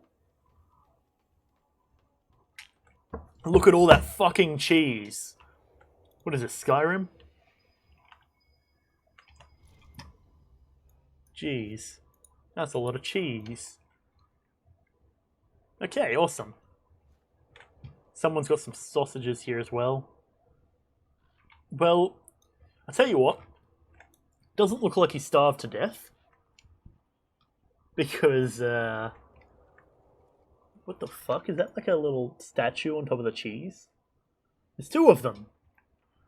I am a giant upon you men, you tiny, tiny mortals. Alright, sure. Whatever works. Okay. There's that thing over there. Wherever the dragon went is a thing. There's a camp over here, which is also worth checking out, I reckon. So we head over towards it. Nope, got to climb mountains. Oh, fair. Well, luckily I think I'm pretty decent at that. After all, I did play Skyrim at one point. Back in the day. Skyrim was fun, though. I ended up doing a two-handed build where I just went around and chopped everything. Just chop, overhead chop. It was very nice. I enjoyed it. It was cool. Okay, supplies taken care of. Coolio. Jeez. Okay, we've got a few things now we need to take care of. We could probably curve our way down here. On the Chantry Trail. Right. The keep. Okay. Let's check this out, and then we'll loop back around and we'll hit 1, 2, 3, I think, and then we'll come down this way. Oh, when you hover over them, it turns them into the normal color. Interesting. Very cool. Okay, so we're heading that way. Actually, hang on. While I'm here, while we've got the camp set up, let me quickly do the requisitions as well. Shoo. Inspect requisitions. What the fuck? Is this the... Oh, that's the... If you want to be doing necromancy things. Finally craft that damn item. Western Approach Geological Survey. Anything else? Okay, and then we do have a mission here now as well, because requisitions, I'm pretty sure, are Trust you, sir. What non-stop. is it? Could prove useful, sir. A dwarven puzzle box. Wait, hang on. What was our new requisition? Ah, the geological survey again. Okay, that's fine. Cool. We end up getting lazarite pretty often anyways. Okay. Well, the fastest way down here is jump. Abyssal ledge. And pin the pin. Hidden stairway. Didn't look too hidden, but sure. Hey, loot. That's the best kind of thing to find down at the bottom of the stairway. And a mosaic piece too. Nice. The Archdemon. Fantastic, our inventory's full. Now you might be asking, what the fuck are we going to do about that? The answer is nothing. Apparently fall off a ledge though is the go-to. Let's just travel up here so that way we don't have to climb back up. Very nice, and that was a quick teleport as well. How fantastic. Let's summon in our gallant steed. I kind of want to swap back to the massive nug we have. Yeah, let's head this way. Now, I'm pretty sure that one is down along the ridge line, if I'm not mistaken. Oh, what the? Hey, don't walk too fast. I want to check what that is. Up. Okay. What are you? Nothing. Okay. Noted. You had to give a shout out for for showing Fade Step. You never do ice, you're a fire and lightning kind of girl. Fair. Yeah, I gotta say, lightning is where it's at. But yeah, I mean, inherently, I guess I also have to give a shout out back to my ex for that one. Yeah, Fade Step, because she did ice. And I do have to say, it is a brilliant ability to get. It, like, because, I don't know, I'm sort of one of those sort of people who, if, say, for example, rolling is the fastest way in a game. I remember there was a game I had back on the PlayStation back in the day, and like on PS2, I'm pretty sure. And essentially the fastest way you would get around is just by rolling. Even if it's like much more annoying to do, I still would do it just for the extra tiny bit of speed. Needless to say, that's exactly what I've done here. And water should break my fall. Minecraft logic, I don't know what you're talking about. But yeah, Fade Step is brilliant. And not only that, but look at this. And I'm sure you already are aware of this. You click over, first ability to unlock. Bada bing. And I also got an energizing step as well. Sounds like Diablo. It sort of was. Or it's a very Diablo-esque game, but it wasn't Diablo. Geez, I don't even actually remember the name of it. I'd have to go and see if I can find it. But it was this game where I honestly just had a moment where I'm like, hang on a second, I don't actually remember anything about the game. It was one of those ones where once you play through it, you can go back and you play through it again at like slightly harder difficulty. Except the thing is, the difficulty doesn't scale properly. I.e., everything is very easy when you go back through the second time. So it was a multiplayer one. Don't drown. I mean, falling from a great height into some water that's presumably only ankle deep. Yeah, it's possible to probably drown. I'll tell you what, you're not wrong. But yeah, I remember I played that with one of my friends, and because of course, just inherently back in the day, we would build in a way where he's like melee and I do all the range stuff, usually magic. So we had like this insanely OP combo where we would just we'd do the game, and it was like sort of hard to start with, but then it would get like even easier. And at least thinking back on it, maybe that's probably not the best memory of it being difficulty-wise, because we were also notorious for playing Ratchet and Clank Gladiator on couch potato mode. So take that with a grain of salt, I guess. But yeah, that was before we started playing games for difficulty. That was back in the day when if we can finish the game and have fun with it, and that's all that matters. Because, to be fair, that was more just us having banter the entire time and just having something to do in the meantime. Oh, a mosaic piece. And a nuisance. Lightning. But yeah, and, well, I suppose the other thing I should probably note is I grabbed the Fade Step ability that gives me mana back when I dash past things. So that kind of doubles up for the usage of Fade Step. It's kind of convenient, I'd like to think. Elite Mercenary Coat. I'll take that. I guess I won't take that. Never mind, my inventory is full. What else we got here? A note. Experience. Delicious. What do we got here in this big old pentagonal chest? Ooh, a Nug Charm. Okay, now that's something worth deleting inventory stuff for. Reinforced Defender Armor. Destroy that. So I can obtain myself a Nug Charm. Hell yeah. Place down this big ol' stick. Very nice. And Bully, you okay there? You had like a moment. Okay, fair. Deep Shrooms. More Deep Shrooms. Especially for evading Envy Demons. Yeah, that too as well, yeah. Yeah, it's one of those things where, like, at least coming back to the game, like, you can't really move while you're attacking, or at least it feels like you can't. I mean, even just demonstrating it there, I might have some, like, dexterity thing that makes me move quicker. But right at the start of the game, like, I would start attacking and I couldn't move until, like, now sort of thing it felt like. So being able to just dash out of attacks whenever is quite convenient, I find, at least. Okay, so what are you? Oh, it's spider. I didn't realize that we were taking the time to bury the spiders after we killed them as well. Okay, so landmark and a shard. Right. Shard is probably up there. Where's the landmark? Is that up along here, I guess? I remember this place, actually, because I remember being in this exact location. Okay, climb that. Landmark's right here. Very nice. Pop the stick in. Fantastic. Can I get you a ladder to get off my back? Oof. Someone's a bit edgy. That's fine, though. Okay, so we need to get over there. Well, best thing I think we can do is let's just jump over here. And we'll dash. Because it's this way, and if we head this way, we'll be up there.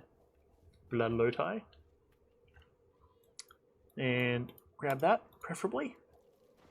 Cool. Another dash, and it also, yeah, to be fair, actually, the dash is quite convenient. Where is this bloody shard? Okay, I guess. Sure. Fantastic. That's exactly what I was going for. Game, how did you know? Come on. Come on. Up we get. There we go. So, I went to the laundromat for the first time today. I think I might have mentioned it earlier. But, yeah, basically... So, the friend of mine who was in the fire area, needless to say, he's all good. But, so he went and got a dog. And so, well, the first dog was... I say the first dog, so I should probably preface it. He got a big dog because he's like, oh yes, I want a big awesome dog that's cool and good. And I'm like, sounds good. Do that then, I guess. So he did that, and he got himself a big dog. And that was cool and good. And then he's like, hey Zach, can you drive up to my place, which is like an hour away from here, at like 6 a.m., like to get here at 6 a.m., to look after my dog for the day. And I'm like, yes, I can do that. I would like to consider myself to be a good friend. So I did that. That was a very long day. Like, I consider myself a dog person, but that dog was a very, very needy dog. Also, it just occurred to me I need elf fruit now, apparently. So, for example, there was one point where I went and just tried to close my eyes and just get a bit of a nap. Literally, the moment I closed my eyes and stopped paying attention to him, he would start going off, and that really started to be painful for me. Fury of the Storm. Nice. So, that was a whole thing that happened. Viv, she can get Fade Cloak. Huh, that's kind of convenient. Or Combat Clarity. Mana regenerates faster when you're near hostiles. That's actually probably convenient. But yeah, so that was a whole thing. He ended up, I ended up finishing looking after the dog. He got back. It tried to hunt me about 1,500 million times. That was something that I got used to. Because, you know, I'd like to think I'm a bigger guy. I can usually just be like, oi, none of that. And push him off, sort of thing. But, so that happened. Thing is, because he barked so much, the people around his house were like, hey, could you, like, deal with him before we have to? So Brett was like, yeah, okay, fine. I'll take him to somewhere where you guys aren't threatening to potentially poison him or hurt him. So he sent him away. Bit of a bummer. It was big sad. All that good sort of stuff. And by good sort of stuff, you know what I mean. So that happened. And so he and his partner then decided to get a smaller dog. A much smaller, kind of nice chill one. And that smaller dog was kind of cool. But the issue came when he and his partner broke up.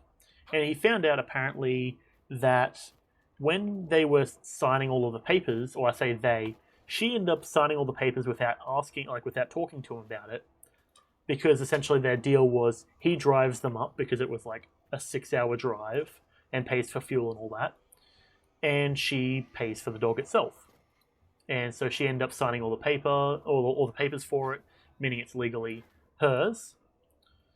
So then when they broke up, she's like, oh, I live in an apartment. I can't have a dog. I'm going to take him to the shelter. And he's like, no, it's my dog. Leave it here. They had this big argument. That was a whole thing that happened. At one point, he ended up bringing the dog down to my place. And the whole roundabout story is it essentially pissed on my bed. That was what that lead up was to get to. And that's why I went to the laundromat. He ended up basically just saying, you know what, fuck it. If you're so adamant on taking the dog, take it. But once you take it, be gone. Do not come back here. That sort of stuff. But it's a cool little dog. Would have been cooler if it didn't piss on my bed, but that's fine.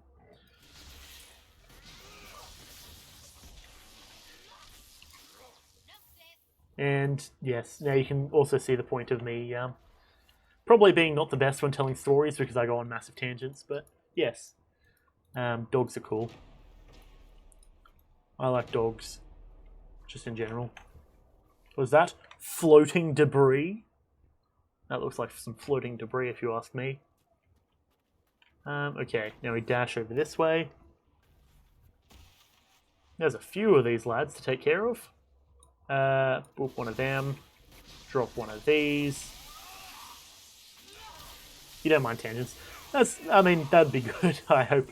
Because, God knows I go on a lot of them. But, yeah, fair. No, I do know that there are some people who kind of get edgy when I go on tangents. They're just like, hey, can you get to the fucking point, please? And I'm like, okay, sure. But, like, if you wanted me to be a bit more succinct, you could have probably, like, you know, said so earlier, I guess. Nah, at the end of the day, I'm going to tell stories. That is how it be, especially when I'm streaming. So, yeah, that's sort of the whole thing that comes with streaming, so I'm not really too stressed about it.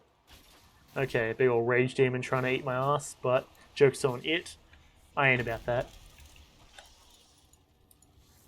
Rage demons have too many teeth. Smoldering core. Okay, well, let's fix up our inventory just a tad.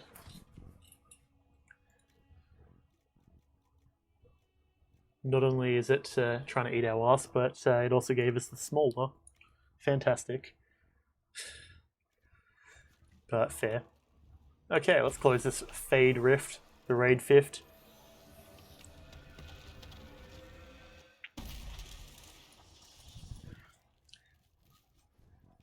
But no, at the end of the day, I'm not really too stressed about people, just in general. I have, as they say, very fucking thick skin. And I think everyone else leveled up. Or it's just Bull. I guess I just forgot to assign something to Bull. He's got all that, and we'll give him his two-handed ability. What do you get? God Smasher? Yeah, that sounds good.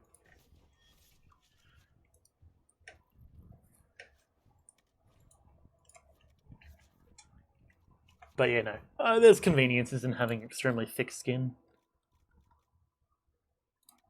There's also downsides, but it is what it is at the end of the day. I manage. Nice silken scarf.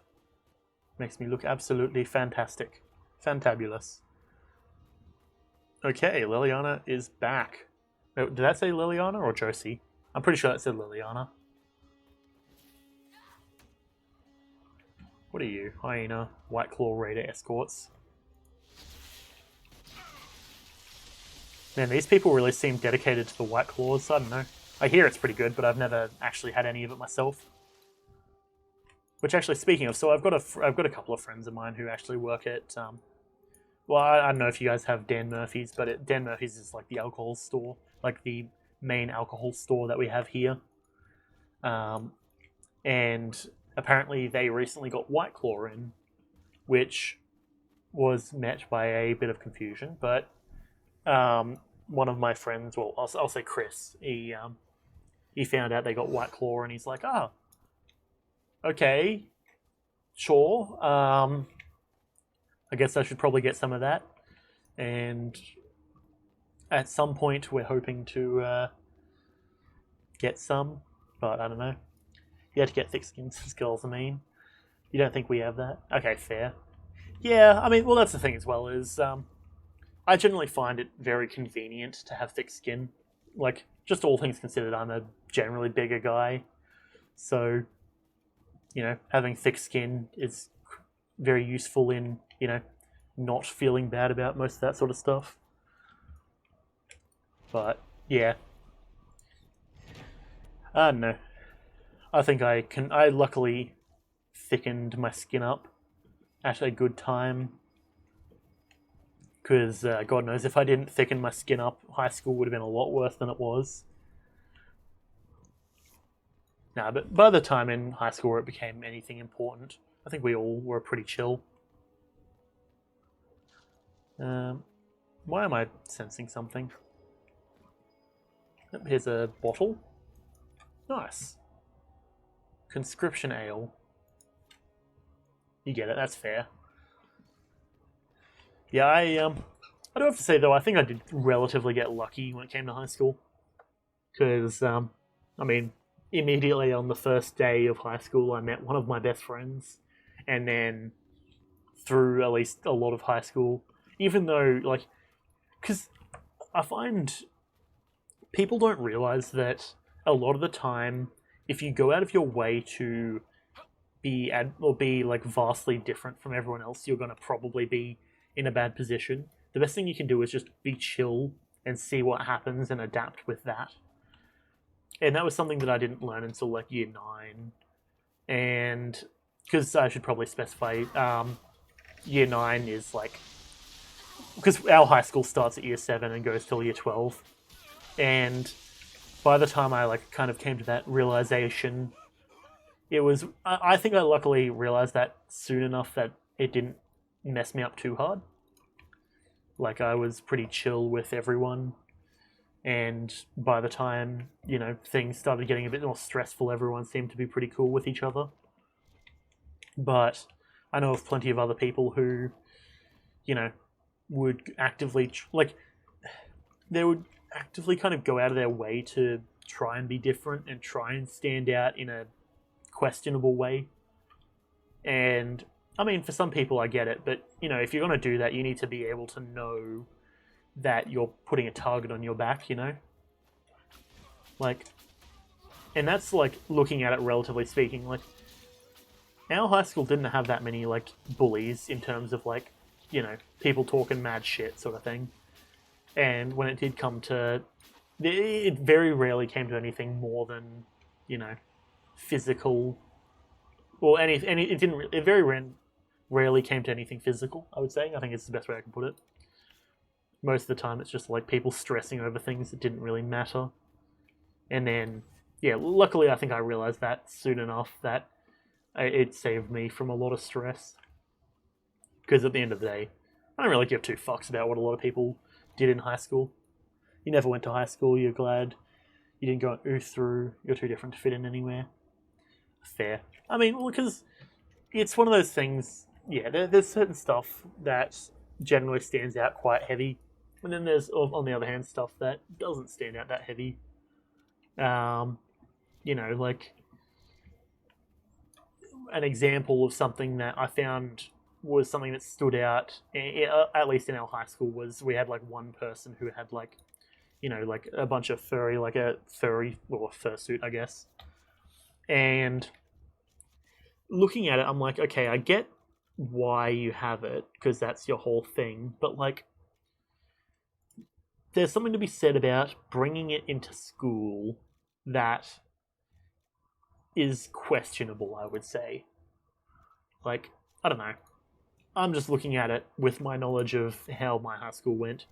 But it was one of those things where it's better to not have to explain. Because, by doing stuff, you then generally are asked, hey, why are you doing this thing? And if you don't have a good explanation for it that isn't logical, then people are going to be a bit confused. Also, let me quickly just respond to a message that I just received, because it is from one of the boys. Yo, sup? It was, I say one of the boys, that was specifically from the person who had the dogs that I was talking about earlier. And it's sort of rare that he messages me. When I say rare, I mean more that it's, it's one of those things that usually he only messages me when it's important. But yeah, I don't know. I try and look at it, relatively speaking, because I'm under the impression where everyone can do whatever the fuck they want, because who cares? But yeah, sometimes looking back on it, there was plenty of stuff I could have done to make it even easier for myself. Being that guy who sits there listening to music during like each class isn't really a good look. Like, even if you're in a class, if no one else is listening to music, don't be that guy or girl or whatever. Because often sticking in with what everyone else is doing, participating in conversation, even if it's like a bit of banter, then you'll be right, sort of thing. That's at least what I've found.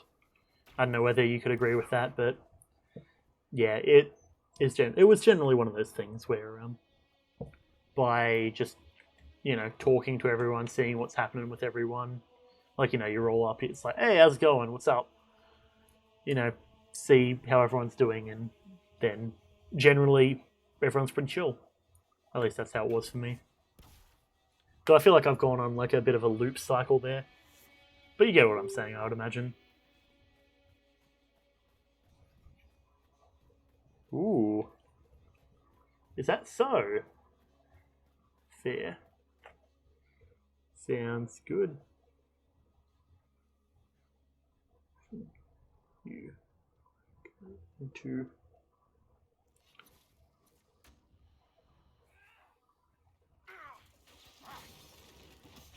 you're of the mindset that people should mind their own business. You always were getting in fights when someone was getting bullied. That's fair. Yeah, I generally I can kind of agree with that, or at least see the point in that. Because I know that, well, for example, my mum is very much the same. Like, any time that, well, then maybe to some detriment to some people, but like the moment she thought that something was going wrong or someone was like getting bullied, she would immediately jump in, which probably put a bit of a target on her back. But I mean, she seemed to turn out alright, so I guess that's the thing. But yeah, it's one of those things where I'm generally under the impression nowadays where it's better to just avoid conflict. Like, even especially streaming and stuff, like, I'm like, best to just abide by the rules, do things legitimately, don't break rules, and you'll be right. The researcher. Hello, lass. Or lad, I don't know. I can't tell. I'm at a bit of a range. Visitors, thank the Maker. That's a lad. So long since I've spoken to anyone. Have you come to observe the wildlife too? Yeah, probably. I found your supplies. Actually, speaking of, well, that was what my friend was asking about. Because she's a correctional officer now. She's, well, psychology specifically. I'll wait till this person's finished. Foremost researcher of draconology in Ulm. Draconology. I Ooh. came here with an expedition from the university, but the others are all missing, and our work has been halted. White Claw raiders have made off with much of our supplies. Shouldn't have been carrying so much White Claw. Come on, man. It's literally in their name. Champion the advancement of science. I found your supplies. I have the supplies you were waiting for right here. Now that I have my recipes back, I'll be able to concoct a bait the High Dragon cannot resist. That doesn't sound good. But I still need to gather quillback intestines and a phoenix's tail feather. Tell me more about dragons. Study dragons. I'd be interested in hearing more about that. Oh, they are fascinating and little understood creatures, thought extinct for centuries. Now they seem to be making a comeback. The Nevarans wrote extensively on breeding and nesting behavior, but high dragon hunting patterns have never been studied. I'll be back in a quick second. I'm just going to quickly help Dad.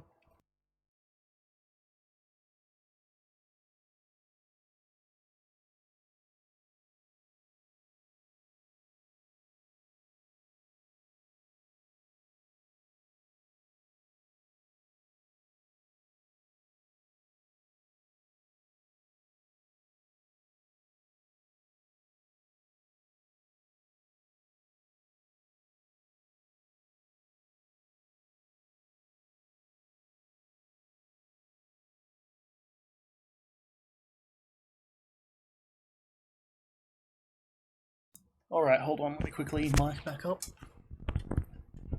So, geez, everyone's messaging me and asking for help at the same time. Okay, this guy sounds good. Okay, as I was saying, so Mum is a correctional officer in terms of psychology and all that sort of stuff. Like, she's got well, she's currently doing her third master's. And I just got a message from one of the boys, the one with the dog, saying he wants to get into being a correctional officer in terms of, you know, less of psychology, more of, hey, get back in your cell sort of thing. So I suppose that's a whole little thing. But it's quite interesting. It's definitely a different change of job. Yeah, that's fair. Easy. Okay, now we have a mark we need to go put down somewhere. Right here. Bada bing. Excellent. That's almost half of those landmarks done. And I do suppose we're getting to 2 hours. So what I'm going to do is I'm going to end this recording and then we're going to start a new recording and keep it moving. So, as usual, you know, twitch.tv/dex100, all that good sort of stuff. Come join in on the chat, in the conversation, all that good sort of stuff. Thanks for watching and goodbye.